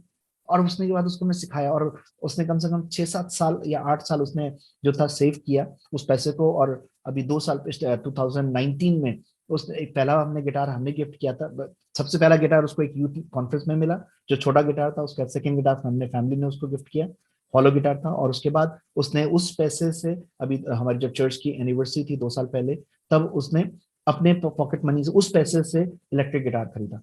और बाकी पैसे फिर हमने डाल करके जो एक्सेसरीज थे उसमें हमने इनपुट दिया, लेकिन जो उसमें गिटार था वो उसके अपने पैसे से आए। है ना, उसको हम तो उसको पता है कि गिटार उसने लिया, अब जो परमेश्वर की महिमा कर रहा है उसने, कि इन्वेस्टमेंट के साथ वो परमेश्वर की महिमा के लिए उस इलेक्ट्रिक गिटार को बजाता है, तो उसको पता है ना। तो इस क्या करना है, हमें बच्चों के अंदर उस हैबिट्स को डेवलप करना है, हमें सिखाना है। बच्चे जैसे ही उनकी इनकम शुरू हो जाए, बच्चों को सिखाइए अलग अलग तरीके से, किस किस तरीके से कॉपीज मेंटेन करना, डायरी मेंटेन करना, या किस तरीके से बचत करना। जूनियर अकाउंट जो था, जॉन 11-12 साल का हुआ, मैंने जूनियर अकाउंट उसका खुलाया, जो जीरो बैलेंस अकाउंट होता है, पेरेंट्स की गार्जियनशिप के अंदर खुलता है। मैंने एक बैंक के अंदर जूनियर अकाउंट के नाम से, जिसमें जीरो बैलेंस है जॉन का, जो उसने थोड़ा बहुत उसके बाद जो सेव किया, 10 साल के बाद से जो उसने सेव किया, एक अलग अकाउंट खुलाया। और 10 साल की उम्र अभी तक, करीब 4-5 सालों में उसने अभी तक करीब 20 या 23,000 रुपीज का जमा हो गया उस अकाउंट में। तो ये हमें बच्चों को सिखाना पड़ेगा। जब बच्चे कि नहीं तो बच्चे क्या, और ये भी नहीं कि उनको बच्चों को लिबर्टी भी दीजिए कि बेटा इतना आप जो इसमें से अपने खाने के लिए यूज कर सकते हो, इतना अपनी टॉफी के लिए या चॉकलेट के लिए जो भी उनका हुए, या अपने टॉय के लिए या गेम के लिए, लेकिन इतना, इससे ज्यादा आप उसमें से नहीं खर्च कर सकते, इतना तो आपको सेव करना है। तो ये आपको सिखाना पड़ेगा बच्चों को। फिर उनको सिखाइए वाइजली स्पेंड करना, है ना, इस्टेब्लिश स्पेंडिंग बाउंड्रीज, उनको एक रेखा रेखा बांध करके बताइए कि इससे ज्यादा आप नहीं खर्च कर सकते। इसलिए नहीं कि उनके पास पैसा इकट्ठा हो गया वो जो चाहे कर लें, लेकिन उनको बताइए कि जो जरूरत है उसके हिसाब से किस चीज पे वो पैसा खर्च कर सकते हैं, है ना। और उनको जब आप उनको चूज करने की आजादी भी दे रहे हैं, लेकिन साथ में आप उनको बाउंड्रीज भी बांध रहे हैं कि नहीं, इस चीज पे आप इससे ज्यादा नहीं खर्च कर सकते, क्योंकि ये अभी आपकी रिक्वायरमेंट नहीं है, या इतना वर्थ नहीं है। चीजों की वर्थ उनको सिखाइए। गेम्स खरीदने पे, अगर या कोई ऐसी भी चीज को खर्च कर रहे हैं, या और भी कोई ऐसा अपने फ्रेंड्स के साथ बाहर जा रहे हैं और रेस्टोरेंट में खर्च कर रहे हैं, खाने की आदत पड़ रही है उनकी, कुछ महंगे मोबाइल्स की गैजेट्स की आदत पड़ रही है, तो आप उनको अभी से सिखाइए कि ठीक है, चाहे वो पैसा उनका है, लेकिन मालिक परमेश्वर है, इसलिए वो एक स्टीवर्ड है, और उनको क्या करना है, बुद्धिमानी के साथ खर्च करना है। ठीक है, अगर आप उनके पास पॉकेट मनी है तो उसमें से वो 50 रुपए 100 रुपए महीने के अपने चॉकलेट्स पे खर्च कर सकते हैं, किसी भी चीज, वट एवर आपको जो लगता है, आप उनको एक परसेंटेज दे करके बता सकते हैं।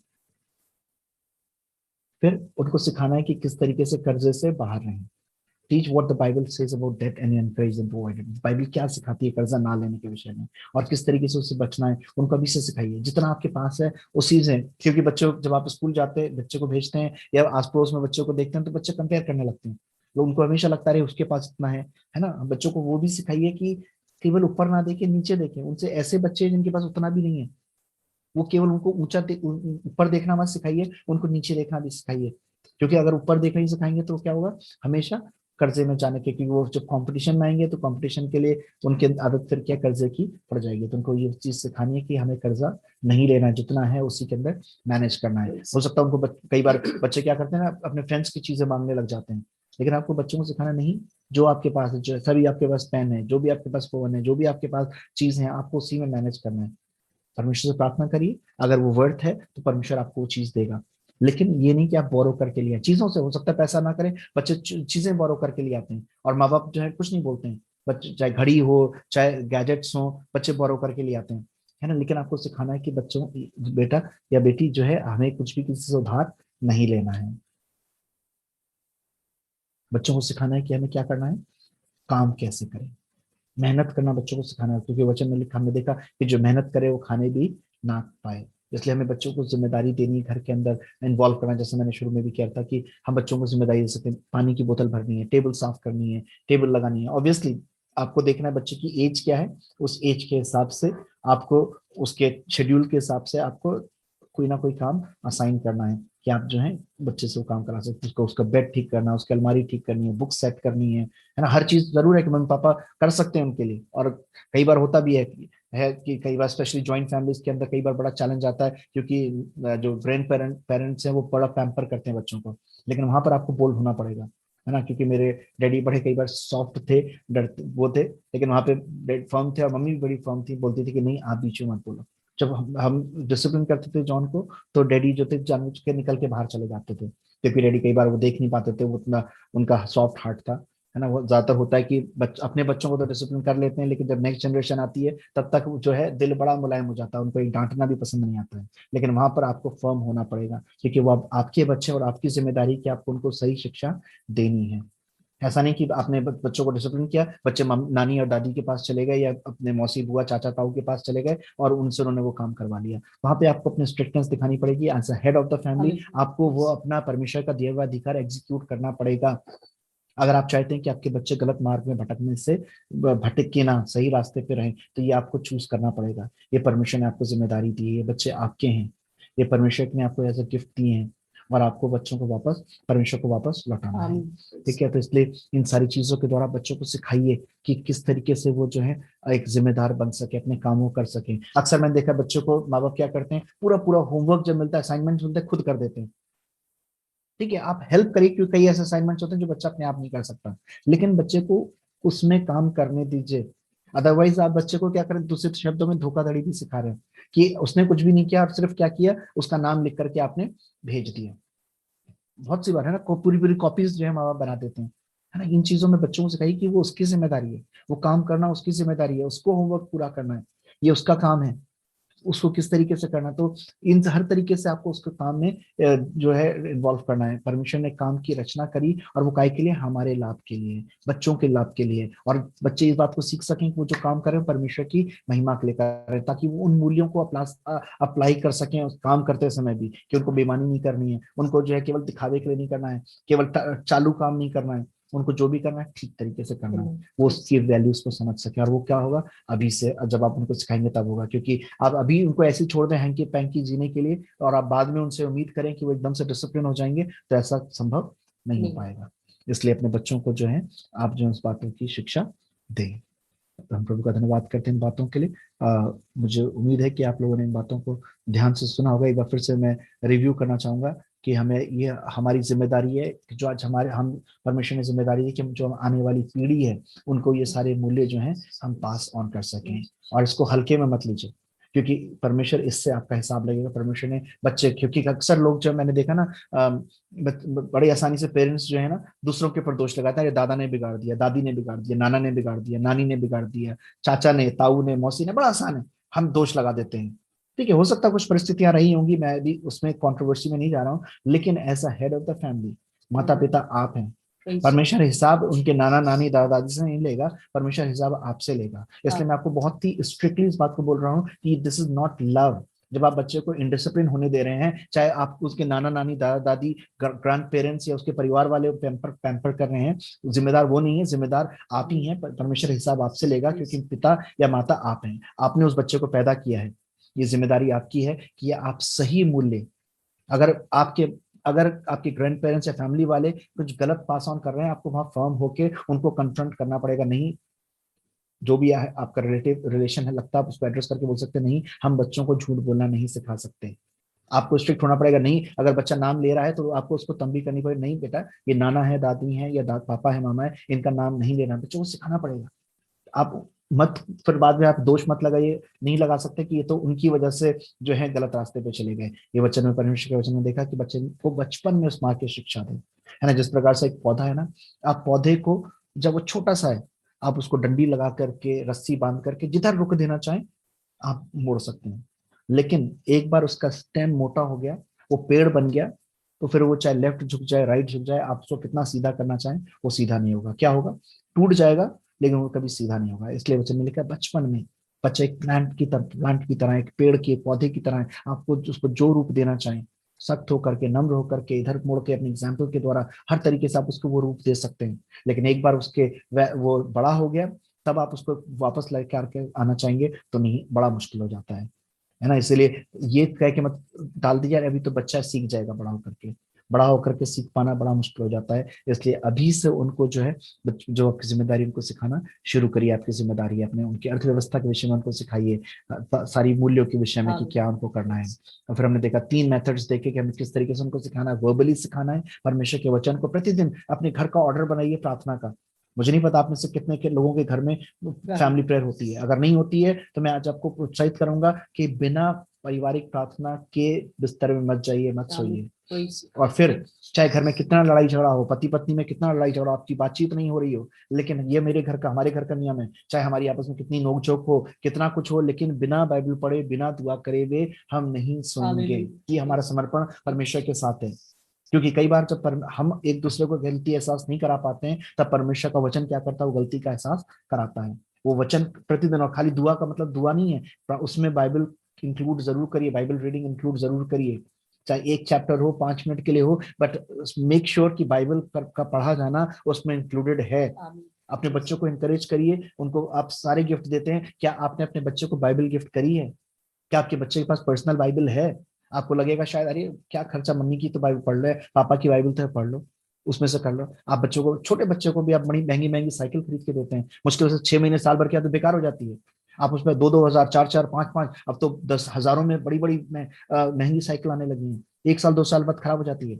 लेकिन हम बाइबल जो है हमेशा कैसे कैसे ढूंढते हैं, फ्री की ढूंढते हैं, गिडियंस की, है ना, फ्री बाइबल मिल जाए। मैं आपको आज वार्निंग दे रहा हूँ कि वो फ्री की बाइबल आपके लिए नहीं है। फ्री बाइक की बाइबल उनके लिए है जो उसकी इंपॉर्टेंस को नहीं समझते हैं, ताकि उनको परमेश्वर का वचन देख करके प्रोत्साहित किया जा सके, उनके लिए है। आप अपने बच्चों को गिफ्ट करिए।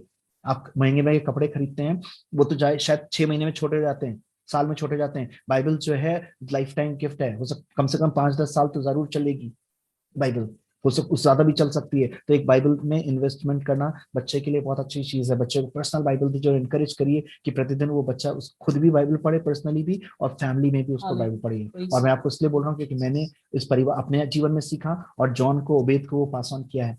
वो अपनी पर्सनल बाइबल पढ़ते हैं, दुआ करते हैं, और उसके बाद फैमिली प्रेयर होती है, फैमिली में जो है बाइबल पढ़ी जाती है। ये हमारे घर का नियम है, चाहे कितनी लड़ाई झगड़ा हो। हमारे घर का एक नियम है, जब तक फैमिली प्रेयर नहीं होगी तब तक टीवी नहीं चलेगा, तब तक न्यूज़पेपर में हाथ नहीं लगाएंगे। अपने परिवार के लिए आप कुछ नियमों को तय करिए जब आप वर्बली सिखा रहे हैं बच्चों को। और उसके बाद अपने एग्जाम्पल के द्वारा, खाली मुंह से बोलते रहेंगे वो काफी नहीं है, लेकिन जब आप जो कर रहे हैं बच्चे उनको भी देख रहे हैं, और उनको आप जब डिमॉन्स्ट्रेशन दे रहे हैं, केवल वर्बल नहीं, अपनी लाइफ के द्वारा भी एग्जाम्पल बन करके जो है उनके सामने अपना जीवन रखिए, ताकि बच्चे जो है पद चिन्हों पे चल सकें। तीसरी चीज हमने देखा, हमें क्या करना है, इन्वॉल्वमेंट के द्वारा उनको इन्वॉल्व करना है। हो सकता है वो एक्यूरेसी नहीं मिलेगी, वो आपको उतना उसका स्टैंडर्ड शायद काम का ना मिले, बट आपको स्लोली एंड ग्रेजुअली उनको सिखाना है। अगर हम उन पे ट्रस्ट कर पाएंगे, उनको सिखा पाएंगे, तो बच्चे एक दिन जरूर इस लायक बनेंगे कि वो इंडिपेंडेंट हो सकें, कॉन्फिडेंट हो सकें। ठीक है। फिर मैंने कहा कि हमें क्या करना है, सॉरी, हमें उनको हमेशा उन पे शक भी नहीं करना है, और ना ही उन पे ओवर कॉन्फिडेंट हमें होना है।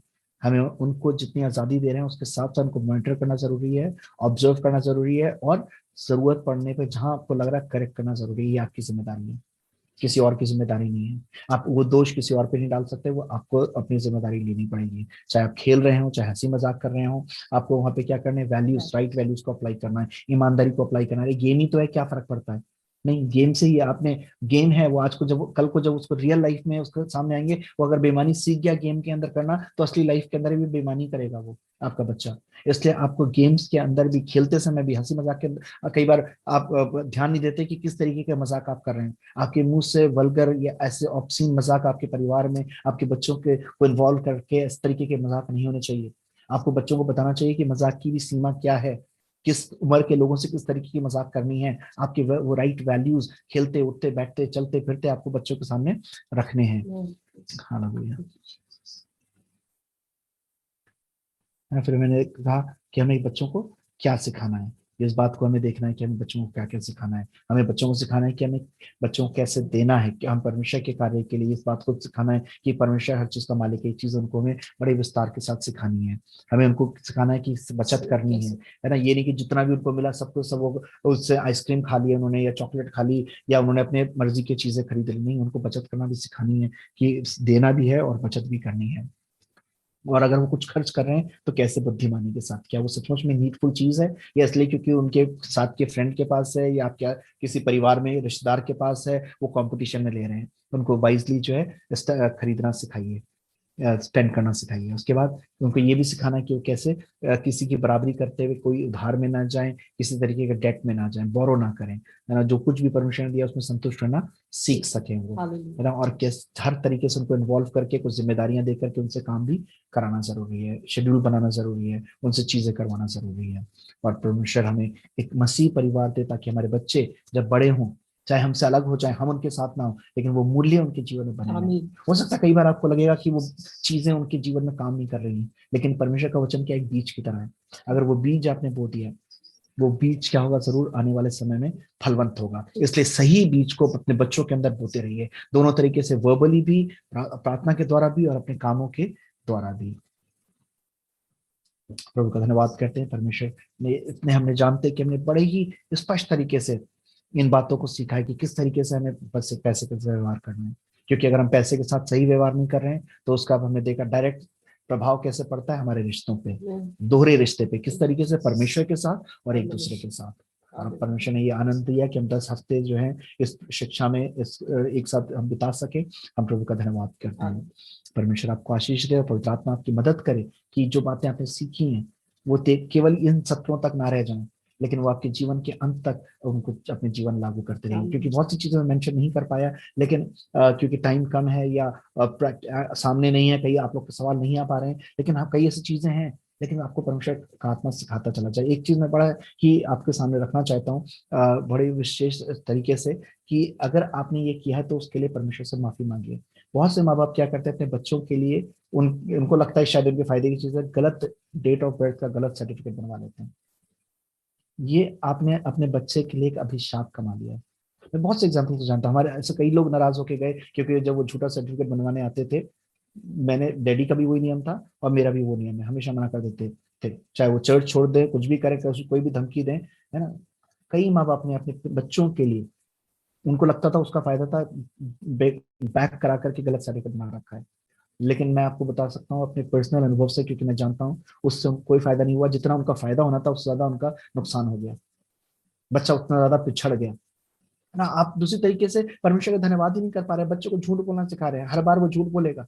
इसलिए आपसे मैं रिक्वेस्ट कर रहा हूँ कि आप बच्चों के लिए कोई भी झूठा काम मत करिए, उनके झूठे सर्टिफिकेट मत बनवाइए। अगर आपने किया है तो परमेश्वर से माफी मांगिए और परमेश्वर से पश्चाताप करिए, और संभव हो सकता है तो उसको रेक्टिफाई करिए। आपको पता है जॉन के जब डेट ऑफ बर्थ जानी थी तो कुछ हॉस्पिटल्स का शायद नियम है कि विद इन 20 days वो रिपोर्ट जानी चाहिए। तो उन्होंने जॉन का क्या किया, 9 मई को 29 मई कर दिया, अपने आप को सेफ गार्ड करने के लिए। मुझे 1 साल लगा, लेकिन मैं चक्कर काटता, बोलते थे अरे क्या फर्क पड़ता है, आप बच्चे का बर्थडे असली में आप 9 को बनाइएगा, डॉक्यूमेंट्स में 29 में चलता रहेगा। मैंने कहा नहीं, बच्चा तो जिंदगी भर कंफ्यूज रहेगा। और वो जो मुझे कभी SHO के वो सॉरी जो हेल्थ ऑफिसर होता है ना, जो सीएमओ के पास भेज रहे हैं, कभी कुछ भेज रहे हैं, कभी कोई डॉक्यूमेंट बोल रहे हैं, 1 साल लगा। और मैंने पूरा 1 साल खर्च किया, लेकिन मैंने जॉन की एग्जैक्ट डेट की बर्थ सर्टिफिकेट को लेकर के ही मैं आया। तो ये आपको प्रयत्न करने पड़ेंगे। आप कोई भी कॉम्प्रोमाइजेस मत करिए अपने बच्चों के लिए, या ऐसा कुछ मत करिए या झूठा झूठा सर्टिफिकेट, झूठे स्कूल का सर्टिफिकेट बनवा लेते हैं, झूठा ओबी कुछ बेनिफिट्स लेने के लिए जो SC ST का सर्टिफिकेट बनवा लेते हैं, या जो है उनका झूठा एक्सपीरियंस का सर्टिफिकेट बनवा लेते हैं, कुछ थोड़ा सा बेनिफिट मिलने के लिए, नौकरी में इजाफा मिलने के लिए झूठा एक्सपीरियंस लेटर बनवा लेते हैं।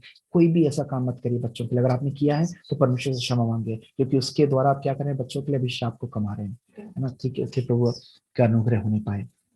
मैं आप लोगों से रिक्वेस्ट करूंगा, मैंने डॉक्टर सुबोध को एक इवैल्यूएशन फॉर्म भेजा है, वो आपको जिनको चाहिए आप उनसे कांटेक्ट कर सकते हैं, है ना। मैंने जैसे कहा था, आप अपनी गवाहियों को तैयार कर सकते हैं अपने हर लेसन के आधार पे।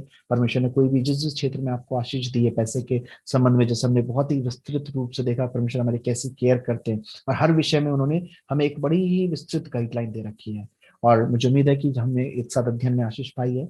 तो आप अपनी टेस्टिमनीज को, जो भी आपने सीखा है, अगर आप चाहते हैं उस क्षेत्र, उस फॉर्म के अनुसार आप जो है अपने उसको कर सकते हैं। आपको लगता है कि इसमें ये पॉइंट और इंक्लूड करना चाहिए था या इसको करना चाहिए, ये ज्यादा इंपॉर्टेंट है, तो आप, या आप ये चीज मिसिंग थी, आप इवैल्यूएशन भी दे सकते हैं, अपने विचार भी दे सकते हैं। और आप मुझे डायरेक्टली या डॉक्टर सुबोध के द्वारा, जैसे भी आप नंबर है, आप मुझे वो भेज सकते हैं लिख करके, आपकी गवाहियां जो है भेज सकते हैं। और परमेश्वर ने चाहा तो हम अगले सप्ताह जो है हम टेस्टमनीज का या क्वेश्चन आंसर का सेशन लेंगे। अगले या परमेश्वर ने का सबसे पहले कि उसने संभव किया कि हम आपके साथ मिलकर के अध्ययन कर सके। और आज के शाम फिर मैं कहना चाहूंगा कि ऐसा नहीं है कि सिर्फ यही बातें जो आपने सीखी है या सिर्फ इतनी ही सी बातें, बहुत कुछ है जो आपने पहले भी सीखा होगा। और प्रार्थना करते रहे, पवित्र आत्मा आपको और सिखाए। वे हमारे लिए प्रार्थना करते रहे ताकि जिस मकसद से परमेश्वर ने हमें चुना है, वो मकसद मेरे सलोमी के जीवन से, हमारे परिवार से, हमारी कलीसिया से, हमारी सेवकाई से अंत तक पूरा हो सके। परमेश्वर आपको आशीष दे। आइए अपने सरों को प्रार्थना में झुकाएं। Hallelujah, thank you Jesus. प्रभु हम धन्यवाद करते हैं प्रभु, बच्चे आपके दिए हुए वरदान है प्रभु, लेकिन वो हमारे पर्सनल पोजेशंस नहीं है, हमारी अपनी संपत्ति नहीं है प्रभु, वो आपने दिए हैं प्रभु। और ये हमारी जिम्मेदारी है कि उनका पालन पोषण आपके भय में होकर के करें, ताकि आपके मूल्यों के द्वारा हम उनको बड़ा कर सकें। हम बहुत कुछ उनको देना चाहते हैं प्रभु, बहुत सा पैसा उन पर खर्च करना चाहते हैं और करते भी हैं प्रभु, लेकिन उससे बढ़कर के आज हम आपसे अनुग्रह चाहते हैं कि प्रभु उसके साथ साथ आपके सही मूल्य, सही वैल्यूज हम उनको दे सके प्रभु, ताकि बच्चे उन वैल्यूज के द्वारा जब बढ़ते हैं वो आपके प्यार को पहचान सके, आपके अनुग्रह को पहचान सकें प्रभु, और सचमुच में एक वो आपके भय में बड़े होकर के बड़े हो सकें प्रभु, ताकि प्रभु जैसे भी वो जहां भी रहे प्रभु, आपका अनुग्रह उनके साथ बना रहे, आपकी उपस्थिति में बने रहे प्रभु, और हर प्रकार की दुर्बलताओं पे विजय प्राप्त करके एक विजयी जीवन वो बिता सकें प्रभु। हम जानते हैं माता पिता शारीरिक रूप से बंधे हुए, हर जगह अपने बच्चों के पीछे नहीं जा सकते, ना ही हम उनको मॉनिटर कर सकते हैं, लेकिन प्रभु आपका प्यार, आपका भय और आपके मूल्य जब उनके जीवन में रहेंगे, वो उनकी अगुवाई करेंगे, उनको संभाल के रखेंगे, उनको हर एक गलत मार्ग में जाने से बचाएंगे प्रभु। धन्यवाद करते हैं प्रभु इस बेरियन फेलोशिप क्लब, धन्यवाद करते हैं प्रभु जिसको आपने हमें एक प्लेटफॉर्म के तौर पे दिया कि मिलकर एक साथ संगति कर सके और आपके मूल्यों के ऊपर हम विचार कर सके, सीख सके प्रभु। हम धन्यवाद करते हैं गवाहियों के लिए प्रभु, एक एक बातों के लिए धन्यवाद करते हैं। सारा आदर महिमा आपको देते हैं, हम कहते हैं आप बड़े, आपके नाम को हम मिलने पाए प्रभु यीशु के नाम से, आमीन आमीन। समापन से पहले एक चीज और मैं कहना चाहता हूँ, है ना, कि मैं हमेशा इस बात को बोलता हूँ कि आप बच्चों को कुछ हो सकता है भौतिक चीजें देने से चूक जाएं, उसके लिए कभी रिग्रेट मत करिएगा, क्योंकि अगर एक चीज के लिए रिग्रेट करिएगा तो एक ही चीज, अगर आप परमेश्वर के भय और मूल्य देने में चूक जाएं, क्योंकि जितनी चीजें देंगे वो चीज खत्म हो जाएंगी, नाश हो जाएंगी, लेकिन अगर परमेश्वर का भय और विश्वास उनको देंगे तो सब कुछ खत्म हो जाएगा, लेकिन परमेश्वर के साथ जो रिश्ता है उनको सब कुछ बहुतायत से देगा और जीवन की स्थिति घटी नहीं देगा। God bless you, God bless your families.